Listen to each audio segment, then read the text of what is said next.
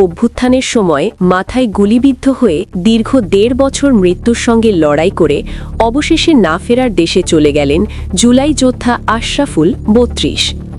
রবিবার সকাল ৮টা ৩ মিনিটে রাজধানীর ন্যাশনাল ইনস্টিটিউট অফ নিউরোসায়েন্সেস হাসপাতালে চিকিৎসাধীন অবস্থায় শেষ নিঃশ্বাস ত্যাগ করেন তিনি। ন্যাশনাল ইনস্টিটিউট অফ নিউরোসায়েন্সেস হাসপাতালের সহযোগী অধ্যাপক ডাক্তার হুমায়ুন কবির হিমু তার মৃত্যুর বিষয়টি নিশ্চিত করেছেন। পারিবারিক ও হাসপাতাল সূত্রে জানা গেছে, ২০২৪ সালের ৫ আগস্ট ছাত্র জনতার গণ অভ্যুত্থান চলাকালে রাজধানীর মিরপুর ১০ এলাকায় আশরাফুল মাথায় গুলিবিদ্ধ হন। গুরুতর আহত অবস্থায় তাকে উদ্ধার করে প্রথমে দেশে চিকিৎসা দেওয়া হয়। পরবর্তীতে উন্নত চিকিৎসার জন্য তাকে থাইল্যান্ডে পাঠানো হয়।